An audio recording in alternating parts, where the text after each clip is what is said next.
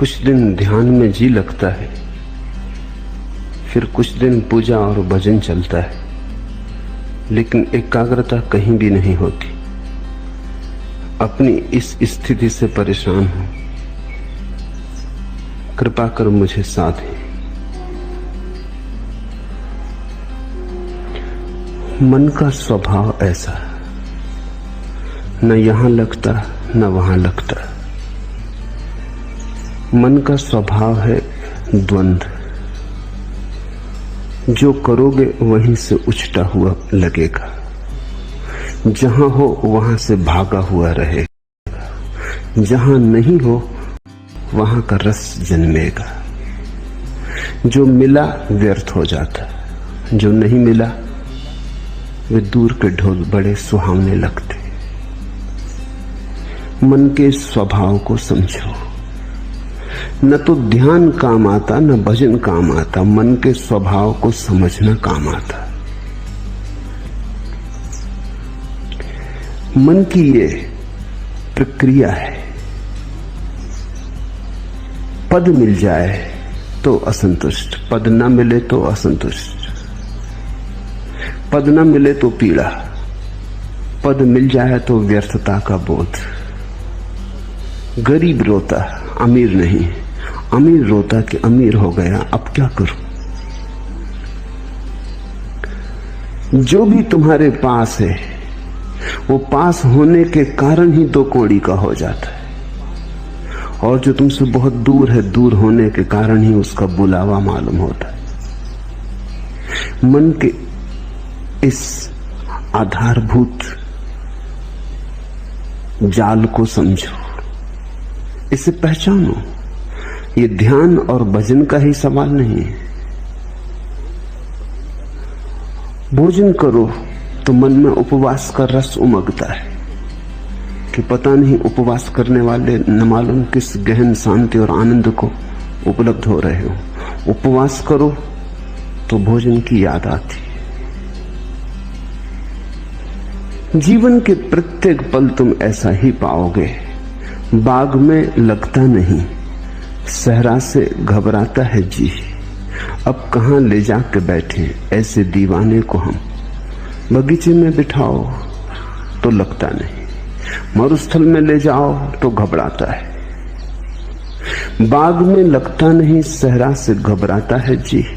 अब कहां ले जाके बैठे ऐसे दीवाने को हम। मन एक तरह का पागलपन है, एक तरह की विक्षिप्तता है। मन से मुक्त होना ही मुक्ति है, मन के पार होना ही स्वस्थ होना है। तो पहली तो बात, मन के इस स्वभाव को समझने की कोशिश करो। अक्सर लोग समझने की कम कोशिश करते हैं, छुटकारा पाने की ज्यादा कोशिश करते हैं, और छुटकारा बिना समझे कभी नहीं। तो तुम्हारी आकांक्षा यह होती कैसे झंझट मिटे, लेकिन बिना समझे झंझट मिटी ही नहीं। ना समझी में झंझट है, तो तुम चाहते हो कैसे इस मन से छुटकारा हो, लेकिन पहले इसे पहचानो तो, इससे दोस्ती तो साथ हो, इससे परिचय तो बनाओ, इसके कोने कांतर तो खोजो, दिया तो जलाओ कि इसके सारे स्वभाव को तुम ठीक से देख लो। उस देखने में, उस दर्शन में, उस साक्षी भाव में ही तुम पाओगे विजय की यात्रा पूरी होने लगी। जिस दिन कोई मन को पूरा समझ लेता, उसी दिन मन विसर्जित हो जाता। जैसे सूरज के उगने पर ओस कण तिरोहित हो जाते, ऐसे ही बोध के जगने पर मन तिरोहित हो जाता। जैसे दिए के जलने पर अंधेरा नहीं पाया जाता, ऐसे समझ के, प्रज्ञा के दिए के जलने पर मन नहीं पाया जाता। तो मन से लड़ो मत। पहली बात, लड़ने का अर्थ ही ना समझिए। लड़के कभी कोई जीता? तुमने यही सुना है कि जो लड़े वो जीते। मैं तुमसे कहता हूं, लड़के कोई कभी जीता? समझ के जीत होती। लड़ने वाले तो ना समझे। लड़ोगे किससे? छायाओं से लड़ रहे हो। जैसे कोई अपनी छाया से लड़ने लगे, खींच ले तलवार, करने का लगे हमला, परिणाम क्या होगा? छाया कटेगी। परिणाम यही होगा, खुद ही थकेगा। और डर है कि छाया से लड़ने में कहीं अपने हाथ पैर न काट ले, क्रोध में, उबाल में पागल न हो उठे, कहीं ऐसी घड़ी ना आ जाए कि विक्षिता में अपने को ही काट ले। अक्सर मन के साथ लड़ने वाले ऐसी ही स्थिति में पड़ जाते। मन तुम्हारा है, तुम्हारी छाया है नहीं, बस छाया जैसा है। रोशनी बढ़ाओ, थोड़े जाग के मन को समझो। जब ध्यान करो, मन कहे भजन में, तो जरा जाग के देखो, एक तरफ खड़े होकर देखो कि मन क्या कह रहा है। जब भजन करो और मन कहे ध्यान लगाओ, तब जाग के देखो कि मन क्या कह रहा है। इसकी चालबाजियां पहचानो, इसकी कूटनीति पहचानो। मन बड़ा राजनीतिज्ञ है, ये तुम्हें भटकाए रहता है, ये तुम्हें चलाए रहता है। और तुमने ध्यान करके भी देख लिया, वहां भी नहीं लगा, और तुमने भजन करके भी देख लिया, वहां भी नहीं लगा। तो अब ये तो समझो कि मन कहीं लगेगा ही नहीं। मन का लगना धर्म नहीं, ना लगना मन की आदत है।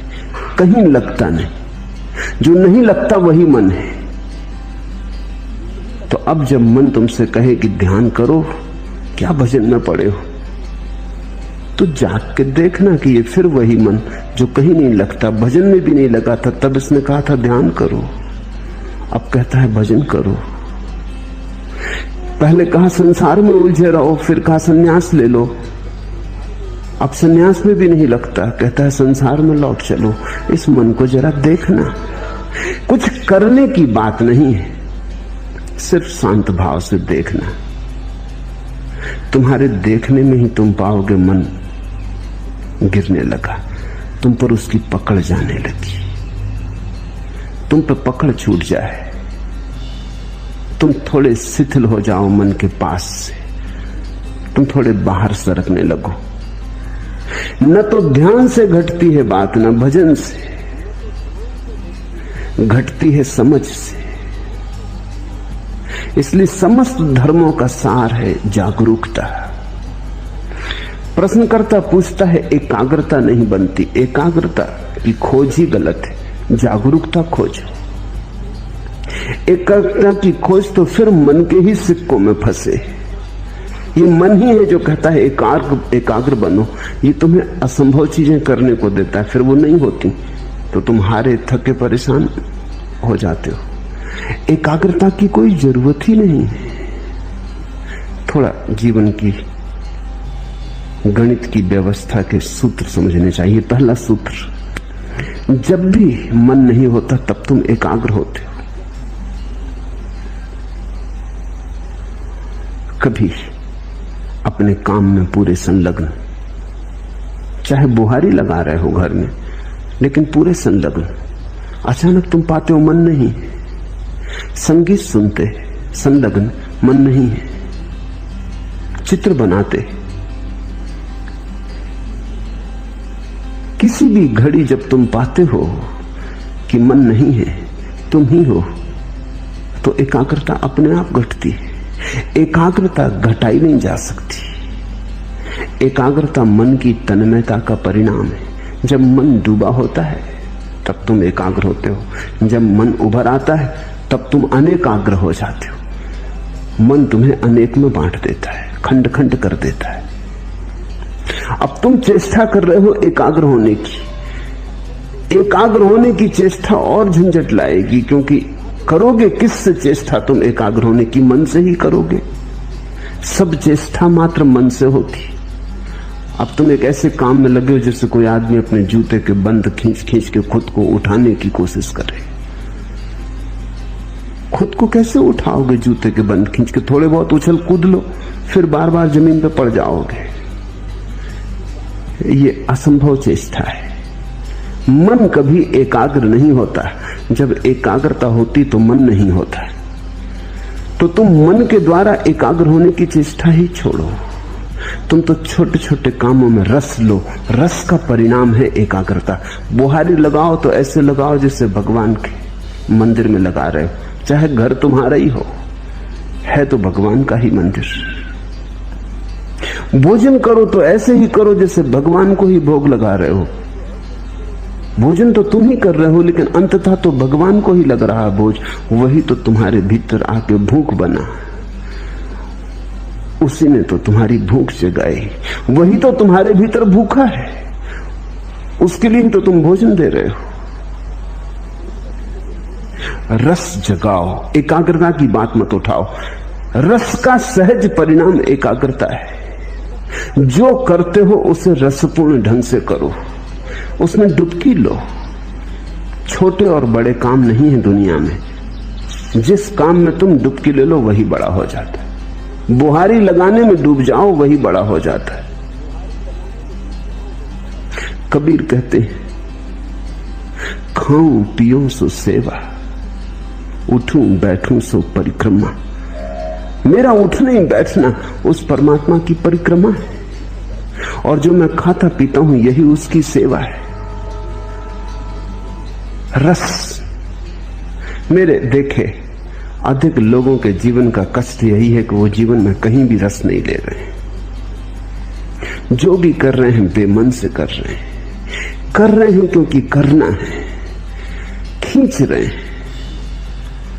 जैसे बैलगाड़ी में जुते बैल, ऐसा जीवन को खींच रहे हैं, नाचते हुए, उमंग से भरे हुए नहीं। अगर तुम कोई ऐसे काम में लगे हो जिसमें तुम रस ले ही नहीं सकते तो बदलो वो काम। कोई काम जीवन से ज्यादा मूल्यवान नहीं। अक्सर ऐसा हुआ है, हो रहा है कि लोग ऐसे काम में उलझे हैं जो उन रस नहीं जगाता। किसी को कवि होना था, वो जूते बेच रहा है, बाटा की दुकान पे बैठा है, और जिसको बाटा की दुकान पे बैठ रहा था वो कविता कर रहा है, तो उसकी कविता में जूते की पालस की गंध आती, आएगी ही।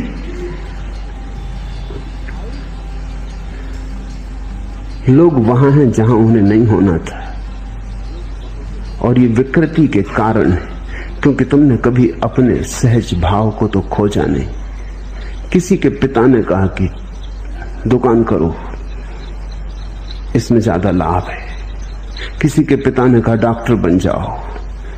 किसी की मां को ख्याल था बेटा इंजीनियर बने। परिवार को धुन थी कि बेटा नेता बने। तो सब धक्का दे रहे हैं एक दूसरे को कि ये बन जाओ, वो बन जाओ। कोई ये नहीं पूछता कि ये बेटा क्या बनने को पैदा हुआ है। इससे भी तो पूछो, थोड़े इसके हृदय को भी तो टटोलो। तो फिर लोग गलत जगहों पर पहुंच जाते। एक बहुत बड़ा सर्जन जिसकी सारे जगत में ख्याति थी, जब 60 वर्ष का हुआ और उसकी 60वीं वर्षगांठ मनाई गई तो सारे दुनिया से उसके मित्र इकट्ठे हुए, उसके मरीज इकट्ठे हुए, और उन्होंने उसका बड़ा स्वागत किया। लेकिन वो बड़ा उदास था। उसके स्वागत में एक नृत्य का आयोजन किया गया था। तो जब लोग नृत्य करने लगे और वो सर्जन देखता रहा तो उसकी आंख से आंसू टपकने लगे। तो उसके पास बैठे उसके मित्र ने पूछा, क्या मामला है? हम सब तुम्हारी वर्षगांठ पे इकट्ठे हुए प्रसन्नता से। ये नृत्य तुम्हारे स्वागत में होता, तुम रोते क्यों हो? तुम्हारी आंख में आंसू क्यों है? तुम किस पीड़ा से भीग गए हो? उसने आंसू पोंछ लिए। उसने कहा कि नहीं, वो कोई बात नहीं। पर मित्र ने जिद की, कहा कि क्या तुम्हें कोई जीवन में विफलता मिली? तुम जैसा सफल आदमी नहीं। तुमने जो ऑपरेशन किया सफल हुआ। तुम्हारे जैसा कुशल सर्जन दुनिया में नहीं, फिर क्या? लेकिन उसने कहा, मैं कभी सर्जन होना ही नहीं चाहता था। मेरा दिल तो एक नर्तक होने का था। आज नाच को देख के मैं रो उठा। मैं छोटा मोटा नर्तक होता, कोई मुझे ना जानता तो भी मेरी तृप्ति होती। आज मैं दुनिया का सबसे बड़ा सर्जन, लेकिन मेरी कोई तृप्ति नहीं। मेरी नियत ही मुझे न मिली। तो आज भी जब मैं किसी को नाचते देखता हूं तो बस मुझे याद हो आती। तुम अपनी जिंदगी को गौर से देखो। पहली तो बात, जो कर रहे हो उसमें रस लेने की कोशिश करो। हो सकता है तुमने रस का अभ्यास नहीं किया। तुम्हें किसी ने सिखाया ही नहीं कि रस का अभ्यास कैसे करना। रस के अभ्यास का पहला सिद्धांत है कि जो भी कर रहे हो इसका परिणाम मूल्यवान नहीं है। तुम्हें यही सिखाया गया कि परिणाम मूल्यवान है। तुम करते हो, इससे 10 रुपए मिलेंगे कि 1000 रुपए की लाख रुपए मिलेंगे। लाख रुपए में मूल्य है, परिणाम में मूल्य है। रस का सिद्धांत है, जो तुम कर रहे हो वो अपने आप में मूल्य है, अंतर्निहित है मूल्य। 1000 मिलेंगे 10,000 मिलेंगे वो बात गौण है। करने में जो डुबकी लगेगी वही बात महत्वपूर्ण है। अगर डूब गए तो मिल गए करोड़ों, अगर न डूबे और करोड़ों भी मिले तो कुछ भी न मिला। वो समय व्यर्थ गया जो बिना डूबे गया। वो दिन व्यर्थ ही बीते जो बिना डूबे बीते। जब रस धारणा बही तो तुम जिए न जिए बराबर। रस विमुग्धता में ही जीवन है। तो पहली तो बात, जो कर रहे हो, तुमसे नहीं कहता कि जल्दी बदलने में लग जाना, क्योंकि हो सकता है तुम अपना काम भी बदल लो और रस ना आए, क्योंकि रस आने की तुम्हारी आदत ही ना रही हो, तुमने रस बनाने की बात ही ना बनाई हो। तो पहले तो जो कर रहे हो उसमें रस लेने की कोशिश करना। 100 में 50 मौके तो ऐसे हैं कि तुम उसी में रस ले पाओगे।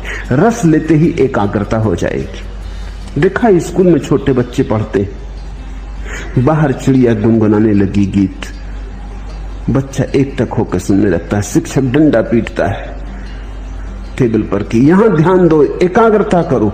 एकाग्रता बच्चा कर ही रहा है, मगर शिक्षक में नहीं कर रहा, ये बात सच है। ये ब्लैक बोर्ड पर नहीं कर रहा, ब्लैक बोर्ड पर लिखे अक्षरों पर नहीं कर रहा। लड़का तो एकाग्रता कर ही रहा है, एकाग्रता तो हो ही रही। वो जो चिड़िया गीत गा रही वो उसे सुन रहा है। शिक्षक कहता एकाग्रता करो, मन को ऐसा विचलित मत करो। बात बिल्कुल गलत कह रहा है शिक्षक। शिक्षक उसके मन को विचलित करने की कोशिश कर रहा है। वो एकाग्र है। अगर कोई बाधा न दे तो ये सारा संसार थोड़ी देर के लिए मिट जाएगा। वो चिड़िया की गुनगुनाहट होगी, उसका गीत होगा, इस बच्चे की भावदशा होगी, और ये एक बात सीख लेगा रस की। रस चूंकि उसे चिड़िया के गीत में आ रहा है इसलिए एकाग्र हो गया है। उसी कक्षा में ऐसे बच्चे भी होंगे जिन्हें रस गणित के सवाल में आ रहा है, वो वहां एकाग्र हो गए। हमें लोगों को एकाग्रता नहीं सिखानी चाहिए, उनका रस देखकर उन्हें दिशा देनी चाहिए। जो बच्चा गणित को सुन के एकाग्र हो गया, बाहर भौंकते कुत्ते, लड़ती बिल्लियां, गीत गाती चिड़ियां, रास्ते पे बैठे मदारी की बीन कुछ नहीं सुनाई पड़ती, ये बच्चा आइंस्टीन होने को पैदा हुआ है। इसकी एकाग्रता ही खबर देती है। अब इस बच्चे से तुम कहो कि चिड़ियां गीत गा रही, उन पे एकाग्रता करो, ये ना कर पाएगा, ये संभव नहीं होगा। हमें देखना चाहिए कि कहां हमारी एकाग्रता है, वहीं हमारा जीवन है। मगर आज अचानक जीवन बदलने का तुम्हारे हाथ में उपाय नहीं। आज तो पहचानने का भी उपाय नहीं कि कहां तुम्हारी एकाग्रता होती। तुम तो भूल ही गए, तुम्हारे जीवन की सारी व्यवस्था उल्टी सीधी हो गई। दूसरों ने तुम्हें चला दिया, दूसरों ने तुम्हें मार्ग दे दिया, दूसरों ने तुम्हें दिशा और आदर्श दे दिए, तुम्हें पूरी तरह भरमा दिया है। पहले तो जो काम कर रहे हो उसमें रस लेने की आकांक्षा जगाओ। जो काम कर रहे हो उसे इतने भाव से करो, इतनी मगनता से करो कि उससे अतिरिक्त ऊर्जा बचे ही नहीं विघ्न बाधा डालने को। एकाग्रता का और क्या अर्थ होता है? एकाग्रता कोई जबरदस्ती थोड़ी, एकाग्रता बड़ी स्वाभाविक घटना है। अब तुम यहां मुझे सुन रहे हो, जिनको मेरी बात में रस आ रहा है वो एकाग्र है। एकाग्रता कर थोड़ी रहे हो, एकाग्रता हो रही है, इसे समझने की कोशिश करो। तुम्हारे करने की थोड़ी बात है। तुम थोड़ी के बैठे हो सब मांसपेशियों को खींच के और आंखें मुझ पे गड़ा के और चेष्टा कर रहे हो कि एकाग्रता। ऐसी एकाग्रता करोगे तो तुम सुन ही ना पाओगे जो मैं कह रहा हूं। एकाग्रता सहज है, तुम्हें रस आ रहा है, उसी रस कारण तुम चल आए हो, उसी रस के कारण तुम रोज चलते आए हो, वही रस तुम्हें लाता रहा है। रस है तो एकाग्रता है। तो तुम रस को जगाओ, एकाग्रता की बात ही छोड़ दो। अगर रस जगे ही ना तो फिर समझो, फिर हिम्मत करो, साहस करो, बदलो उस व्यवस्था को जिसमें रस नहीं जगता। हो सकती वो व्यवस्था तुम्हारे लिए नहीं। तो दरिद्र हो जाना बेहतर है समृद्ध होने की बजाय। सड़क का भिखारी हो जाना बेहतर है सम्राट होने की बजाय, अगर रस आ जाए, क्योंकि रस ही सम्राट बनाता है।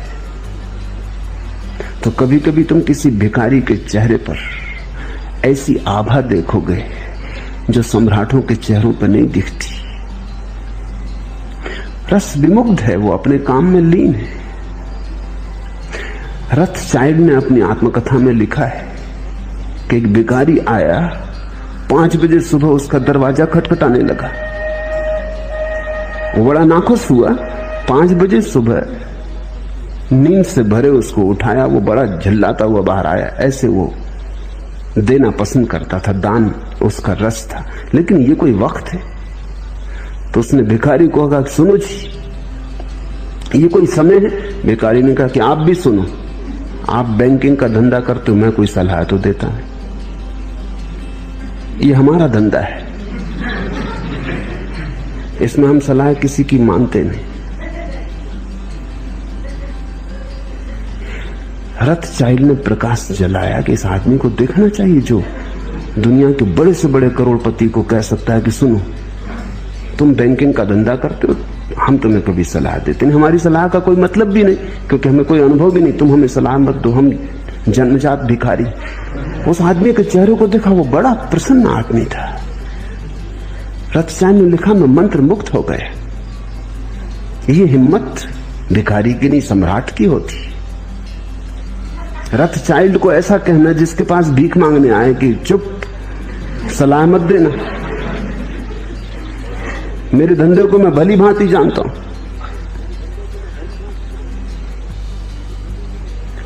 रथचाइल्ड ने उसे खूब दिया और कहा, मैं खुश हुआ इस बात से कि कोई आदमी अपने भिखमंगेपन की भी इतनी प्रतिष्ठा रखता है। कभी तुम्हें राह का भिखारी भी प्रसन्न मिल सकता है। प्रसन्नता का कोई संबंध इससे नहीं कि तुम्हारे पास क्या है। जो भी तुम्हारे पास है उसमें अगर रस है तो प्रसन्नता है। तुम अगर हाथ के भिक्षा पात्र को भी गीत गुनगुनाते हुए ढो रहे हो तो आनंद है, और तुम्हारे पीछे स्वर्ण रथ चल रहे हैं और तुम मुर्दा बुझे तो कुछ अर्थ नहीं है। एकाग्रता मत पूछो, यद्यपि तुम्हें यही सिखाया गया है स्कूल से लेकर विश्वविद्यालय तक, और तुम्हारे तथाकथित धर्म गुरु भी तुम्हें यही सिखाते हैं कि एकाग्रता। मैं तुमसे कहता हूं रसमग्नता, वो शब्द हटा दो, क्योंकि वो शब्द सीधा काम का ही नहीं है। एकाग्रता जरूर आती है मगर परिणाम की तरह आती। एकाग्रता साधन नहीं है। जहां रस लोगे वहीं घट जाती, रस के पीछे बंधी चली आती, रस की छाया है। तो तुम कहीं भी रस लो, अगर मंदिर में रस ना आता हो, फिक्र छोड़ो, फिर मंदिर में परमात्मा तुम्हारे लिए नहीं घटेगा। जहां रस ही नहीं है वहां एकाग्रता नहीं होगी, एकाग्रता नहीं होगी, परमात्मा कहां होने वाला है। अगर तुम्हें बांसुरी के गीत में रस आता है तो वहीं तुम्हारा परमात्मा तुम्हें मिलेगा। अगर नर्तक की पायलों में तुम्हें रस आता है तो तुम्हारा परमात्मा वहीं नाचेगा। तुम्हारे परमात्मा की खोज तुम्हारे रस से ही तय होगी। रसो वैसा, उस परमात्मा का स्वभाव रस है। किसी शास्त्र ने नहीं कहा कि परमात्मा का स्वभाव एकाग्रता है। सच्चिदानंद वो रस की बात है। तुम्हें जहां आ जाए रस, जहां आ जाए आनंद, जहां उमंग उठे, जहां तुम खिल उठो, फिर वो कुछ भी हो, चाहे खेल हो, तो प्रार्थना बन गई। और ऐसे तुम बैठे बैठे प्रार्थना करते रहो, भजन करते रहो, ध्यान करते रहो, और रस उमगे नहीं, मेघ मलार बजे नहीं, हृदय गुनगुनाए नहीं। ऐसे तुम करते चले जाओ जबरदस्ती, यंत्रवत करनी चाहिए, कर्तव्य बस। लोग कहते हैं इससे रस मिलेगा इसलिए कर रहे हैं, नहीं, जहां रस मिलता है वहीं परमात्मा आता है। इसलिए मैं तुमसे कहता हूं कि मेरे पास तुम्हें देने के लिए कोई अनुशासन नहीं है, क्योंकि अनुशासन कोई भी होगा पराया होगा, दूसरे का होगा। तुम्हें अपना अनुशासन खोजना पड़ेगा। प्रत्येक व्यक्ति को अपना मार्ग खोजना पड़ेगा। मैं इशारे देता हूं, इशारों से तुम अपना मार्ग समझने की कोशिश करो। कबीर ज्ञान को भी उपलब्ध हो गए तो भी कपड़ा बुनते रहे। जुलाहापन उन्होंने छोड़ा नहीं। किसी ने पूछा कि अब तो आप बंद करें, कभी सुना नहीं कि कोई बुद्ध पुरुष और कपड़े बुनता रहा और जुलाहा बना रहा और बाजार में कपड़े बेचने जाता रहा, आप तो छोड़ो। लेकिन कहते हैं कबीर ने कहा इसी कपड़े के बुनने ने तो मुझे परमात्मा से मिला है, इसे कैसे छोड़ दूं? ये मेरी प्रार्थना, ये मेरी पूजा, ये मेरी अर्चना। झीनी झीनी बीनेरी चदरिया, वो जुलाहे का गीत है, कोई और दूसरा तो गा भी नहीं सकता। बुद्ध कैसे गाएंगे? बुद्ध ने कभी चदरिया बीनी नहीं, उन्हें कुछ पता भी नहीं। महावीर कैसे गाएंगे? चदरिया थी वो भी छोड़ दी।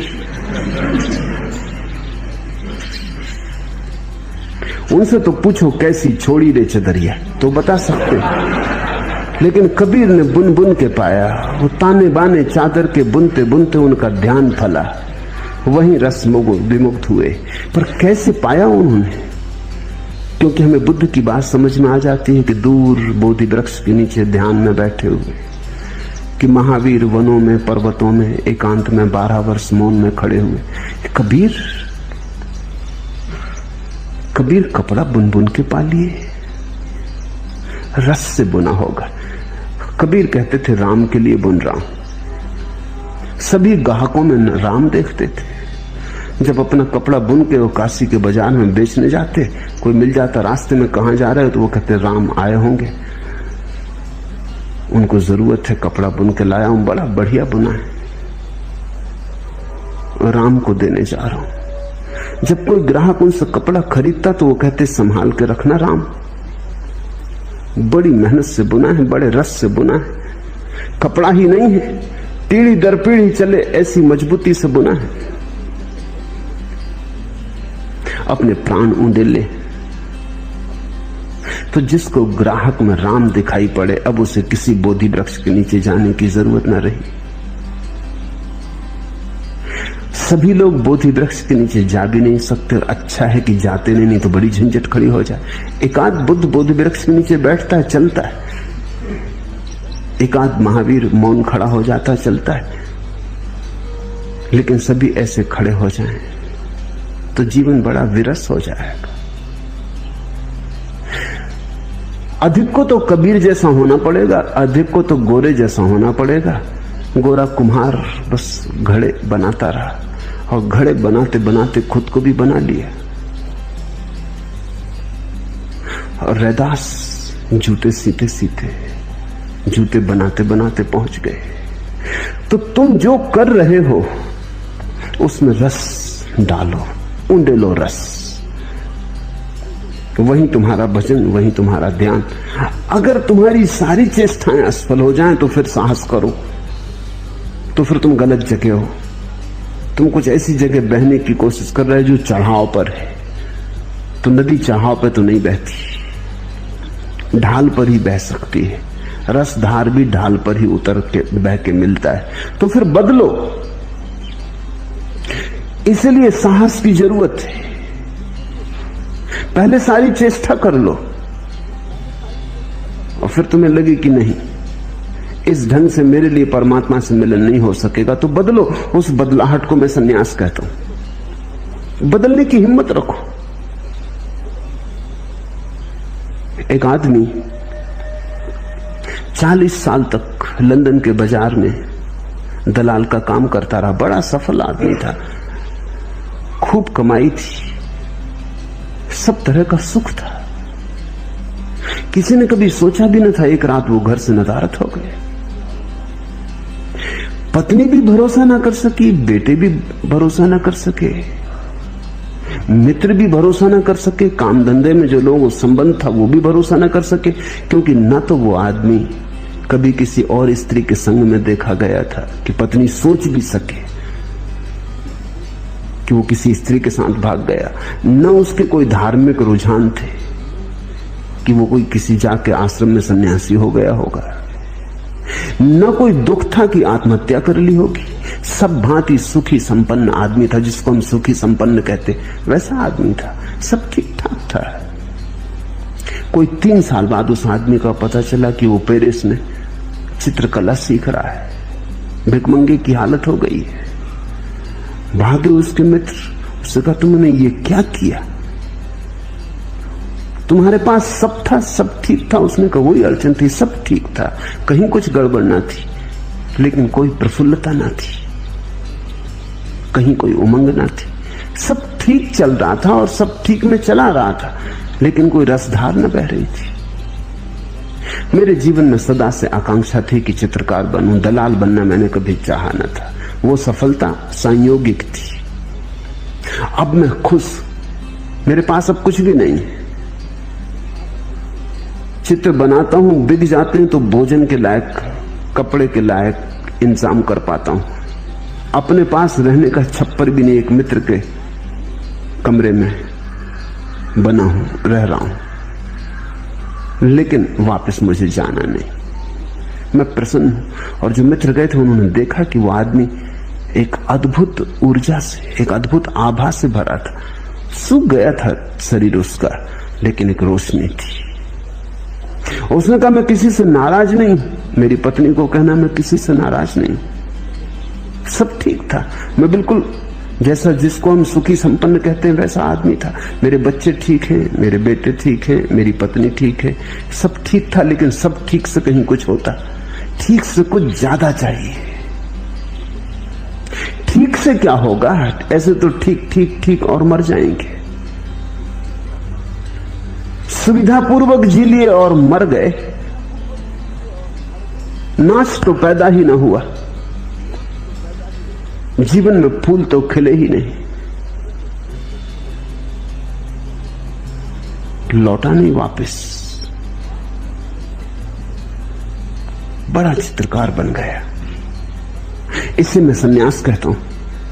न उसने गैरिक वस्त्र पहने, न वो किसी आश्रम में गया, लेकिन इसे मैं सन्यास कहता हूं। सन्यास का अर्थ हुआ साहस इस बात का कि अगर दिखाई पड़े कि मेरा जीवन मरुस्थल में खोया जा रहा है, तो अपनी राह बदल लेने की, चाहे कोई भी कीमत चुकानी पड़े। आदमी कमजोर है, वो सुविधा से जीता है। चाहे कुछ न मिले, लेकिन सुविधा तो है, सुरक्षा तो है, कुछ न मिले। इसलिए ये सारे प्रश्न उठते हैं कि एकाग्रता कैसे सधे। तो पहले तो कोशिश करना, सध जाए तो शुभ। चेष्टा करने से 50% मौके हैं सध जाएगी, न सधे तो हिम्मत करना, देर मत लगाना, क्योंकि जिंदगी रोज हाथ से सरकी जाती। जिंदगी उन्हीं की है जो हिम्मत से जिंदगी को बदलने के लिए तैयार होते, नहीं तो जिंदगी बह जाती चिकने घड़े के ऊपर, जैसे वर्षा का जल बह जाता, कुछ भरता करता नहीं, या उल्टे घड़े पर जैसे वर्षा गिरती रहती, टप टप बहुत आवाज शोरगुल मचता, लेकिन घड़ा खाली खाली रहता, उल्टा रखा है। तो जरा गौर से देखना, तुम्हारा घड़ा अगर भरता ना हो